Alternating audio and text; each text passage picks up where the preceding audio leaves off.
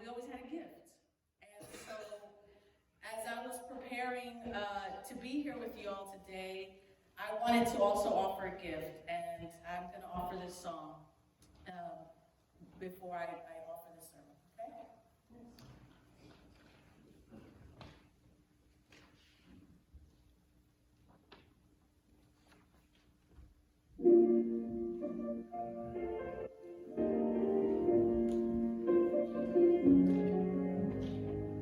Long, long ago, shone a star far above the mountain,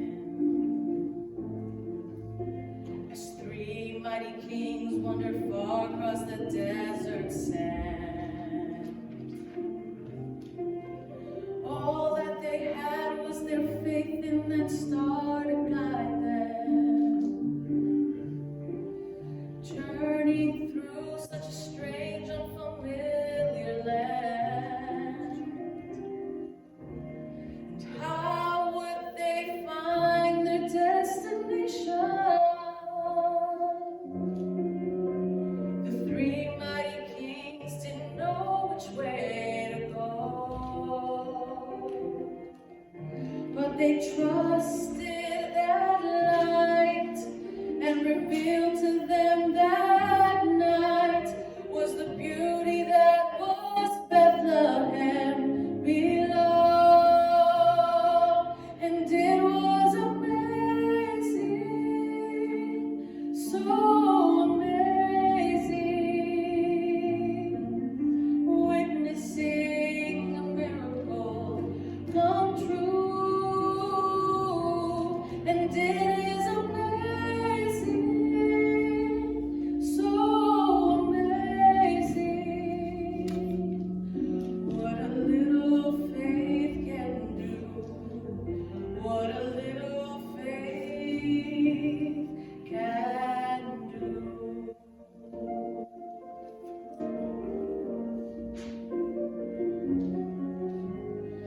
Long, long ago, a people yearned for freedom,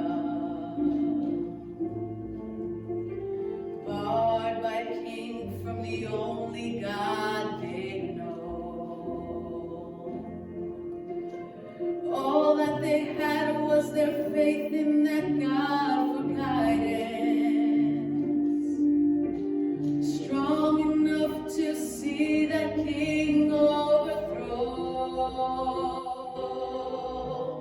And how did they manage in the darkness, with just one drop of oil to light their way? Not enough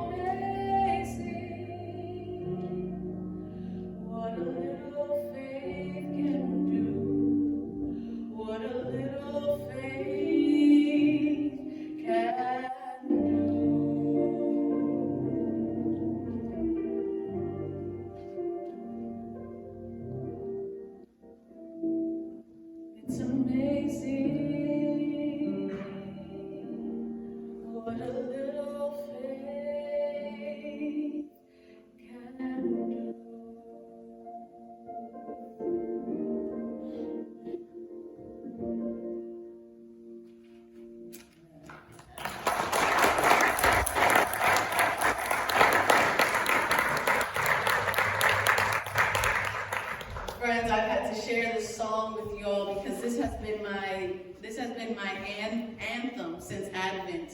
And the truth is that the way things are going, it will probably continue to be my anthem throughout the year because we need to be reminded about the amazing things that can happen with just a little bit of faith. Amen? Amen. Well, as always, I'm grateful to be here with you all. I think last time I was here for Ash Wednesday. So it's not my first time here, but I am the pastor of the First Spanish United Methodist Church in East Harlem. So I'm coming here from New York City, and it's been a heavy week. This is the first week of the new year, and I mean, it's been heavy. There's a lot going on in the church. There's a lot going on in the world. And what better place to be than here in the house of God to renew our faith, to remind ourselves why we do what we do, and to remind ourselves of where we can find the light. So won't you pray with me? God, we just pause for a moment to take a breath. We thank you because we know that you are the giver of life, you are a creator, and you have created each and every one of us. And we come before you, O God, with an open heart. I come before you, O God, with an open heart. I want to be like the clay in the potter's hand. Take my life, take all of our lives, take our dreams, take our gifts, take our struggles, our hopes, take our church, take our world, and mold them so that they may fall in line with your divine order, God. Today, more than ever, we ask that you grant us the wisdom and the courage for the facing of these times in which we are living. Amidst the chaos in our church, in our country, in our world, what gives me solace and what should give us solace is that you are in control of all things. So thank you.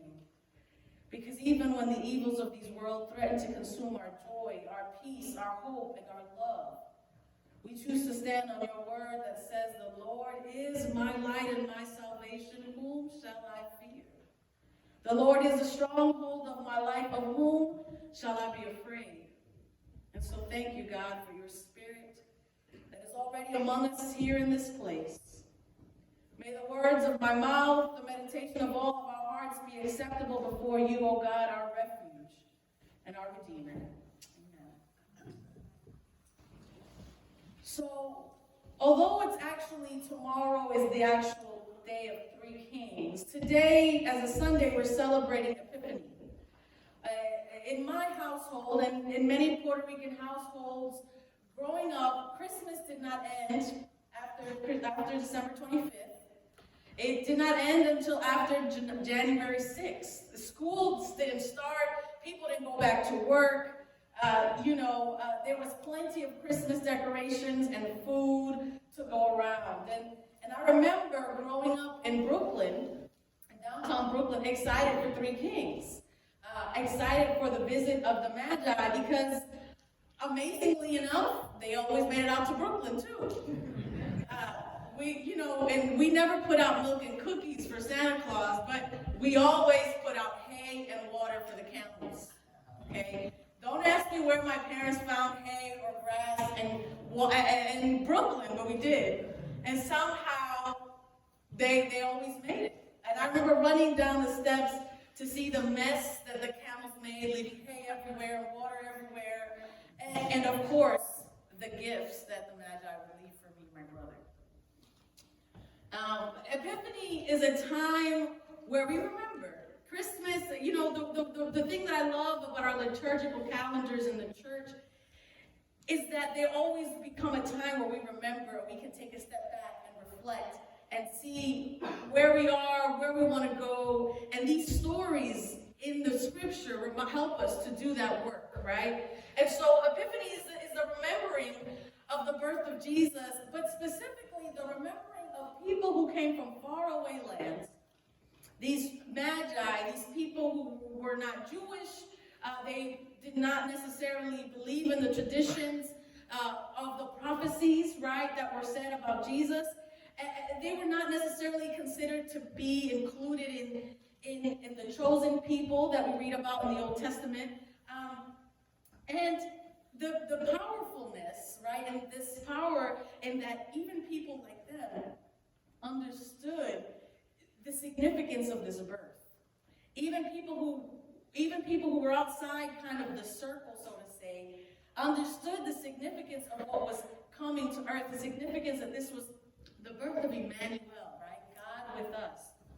And even though this is a short story and is found only in one of the Gospels, is only found in Matthew, it illustrates really one of the greatest paradoxes of the New Testament. That most of God's professed people, most of the people who considered themselves religious or church people of the time, didn't necessarily recognize Jesus as the Messiah. But these people, these Gentiles, these non-church goers, received this birth with gratitude, with gifts, with the spirit of adoration and worship. And so Epiphany means the manifestation. This is the manifestation of Christ and God himself incarnate. And just like the song that I just sang, it's amazing, so amazing, witnessing these miracles. It's amazing, so amazing, what a little faith can do. Because the song talks about these kings who didn't really have much to go with, but they trusted in this light that led them to Jesus. And to me, it's amazing the presence of God that I feel. Not only when I hear that song, not only when I'm reminded of the amazing things that could happen with just a little bit of faith, but I think the more difficult times get, the closer I draw to feeling and drawing from God.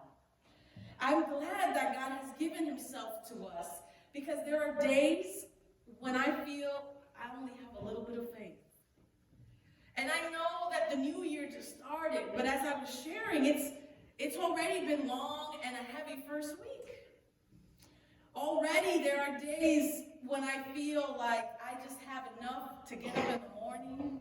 I just have enough to crawl out of bed, to put on my clothes and my shoes on and put one foot in front of the other, and that's it. And yet here we are, friends, first week of the year. Talks and threats of war all around our news feed and social media. We live in a divided nation, and we worship in a divided church at the moment. There's fires emerging all over the world. The earth is literally on fire. And you may ask yourself, well, where is God? Advent is supposed to be a time of expectation. We're waiting for something good to happen. Where is God? Where is this good God that we've been waiting for so long? Where is this God in the midst of all this trouble, in the midst of the darkness? I've been saying that word a lot lately, and it just takes me into like a Star Wars movie or something. And in the midst of this chaos, in the midst of what seems to be an impossible situation, we're reminded that it's amazing, so amazing, what just a little faith can do. We all long for a day when the wicked will cease from troubling and the weary shall be at rest. But we know that's not today. And during this past season of Advent, we had been, in my church, we've been dealing with the theme of what child is this? There's this song that we sing in Christmas time, right? What child is this? Or there's this song that talks about, like, who is this child that kings and magi and shepherds and all these people come to worship? Who is this child? Who is this child at the center of the message of Christmas? And I think it was so important because we need to remember, this is not just celebrating this little baby. This is celebrating the way, the light. What child is this? This is a child through whom God's power is revealed among us who labored for doing what is right and just. He humbles the arrogant. He turns unjust thrones into dust. Who is this child? This child whose wisdom is revealed in the lives of those on the margins. Because why? Because Christ was born on the margins. The message of Christmas is not always one of a feel-good story, but it is one of action. acting in the world to bring light in dark places, to break down walls, to heal the earth. God is actively acting through us to create miracles. God is actively using us, just like he used the Magi, he used Mary and Joseph. When we have and when we offer our gifts, when we offer what we have to one another, like the Magi, with just a little bit of faith, miracles happen. And if ever there was a time to pull together what we have to offer, if ever there was a time to have faith in something greater than ourselves, to see miracles happen, I don't know about you, but that time is now. We are living in a time not so different from the world that this Jesus was born into. These are dark times. The child we celebrate also was born not in very dark times. He was born poor, in the most unthinkable conditions. And he walked among us, and he did the things that people may not have wanted to do, and said things that people may not have wanted to say.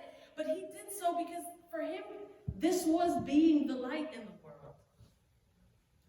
Because of those actions, this little, cute, poor-browed, curly-haired child was eventually groomed to be murdered by the state as a criminal. And we're preparing, we have this transitional period, but we're preparing also to go into the season of Lent, right? Where we remember again. Because of the birth of Christ, we know that there is hope even in the most unthinkable situations. Because of how he lived, we know that a better world is possible. And because of his ministry, we have a pathway to guide us in building this new world that we so desperately need. Today, we are losing generations of folks who just don't find the church relevant anymore. We're losing generations of folks who no longer see the light in the church, who no longer see the light in their schools, in their places of work, in the world. We're losing a generation of immigrants who come to this country fleeing violence and need and despair, only to find more violence and need and despair. We're losing a generation of people who would rather stay in the closet than come out of it. We're losing a generation of people to the shadows. We're losing mothers and fathers and children. And there is something that we can do about it. There's something we must do about it. I don't know if there are any Star Wars fans in here who saw the movie, or any of the movies. But this movie in particular, the last one, The Rise of the Skywalker, really spoke about this darkness that was consuming. And there was this one scene, and I don't want to spoil it, because there's always like a one scene where you're like, for sure the darkness is going to overcome. There's no hope. There's no, that's it. I mean, we had a movie called The Last Hope, So it's like, but some way, somehow, the light always manages to come through. And some way, somehow, a little bit of life manages to keep us going. And not just that, but it is not an individual kind of light. It is not an individual force. The thing about the force, the thing about the Spirit, is that this is something that is felt and experienced in community. We're not meant to do this alone. We're not meant to walk in the darkness alone. Not anybody in here has enough light in the world to cast out all the darkness. But together, miracles happen. That day the Magi came, they all brought three of them. They didn't come alone. They came in threes, and they all were like, this is what I have to offer. And somebody else was like, I have this to offer. And you know what? I'm sure once people started seeing that, people in the neighborhood who saw Mary with a baby in a manger started coming around and be like, well, I don't have a lot, but I have this. I don't have a lot, but I have this. And when we offer to God what we have together as a community, as one people, with just a little bit of faith, miracles happen. It's amazing, so amazing what a little faith can do, friends. Darkness is only the absence of light. And no matter what dark or evil forces come against us, as the late, great Maya Angelou nothing can dim the light which shines from within. Imagine if we all realized we had a light. Imagine if we all realized the significance of that light and lived as if our life depended on the light and gifts we so often try to hide. The Spirit is counting on us this year, on our belief that faith, being the substance of things hoped for, evidence of things not seen, that faith is more powerful than fear. And when we realize this, when we realize that our faith is more powerful than fear, we will all begin to learn why we are here, why we were born in this particular moment, in this particular time, in 2020, for our reason and for a purpose. And the greatest weapons that we can use against darkness is our light. With our hearts, with our courage, and with our trust in one another, and just a little bit of faith, we can move mountains. With just a little bit of faith, things that were deemed immovable or impossible become possible. Right here in these days, we yearn for the light of God to shine in us. Oh come, Emmanuel. Come on in me, because if God comes in me, something is going to change. If God comes in us and shines through us, things are going to happen. And you know what? Our tradition believes that where two or more are gathered, God is in our midst. And with just a little bit of faith, we see power, love, transformation, and miracles happen. It's amazing. So amazing. And if God can use Mary, and if God can use Joseph, and if God can use the shepherds, and some random magi that came from the east, if God could use those to tell the most unlikely folks to tell the story, to shine the light in the darkness, God can use us. God can use all of us, and we need all of us. We need dreamers, we need healers, we need truth tellers and bridge builders and prayer warriors and teachers and nurses and artists and dancers and drummers and elders and young people. We need us all. Because this is how community happens. This is how miracles happen. We are the children of God, and I can't scarce take it in. God is with us in everything and in every moment and in every season. In the wilderness and the valleys, and where it appears to be no sign at all. It really is amazing, so amazing what just a little faith can do. May we all leave this place reflecting, what is our light? What light will we reflect? What will be the message of our story this year? My father is known throughout the conference. He was a Methodist minister as well, who's recently retired. But he's known throughout the conference as someone who's always saying, Merry Christmas. It doesn't matter what time of year it is, he will greet you and he will say, Merry Christmas. Because for him, there's never a season where we stop celebrating Emmanuel, God with us. So I wish you all a Merry Christmas. May God, our Creator, Jesus who came to show us the way, and the fire of the Holy Spirit be with us in this season.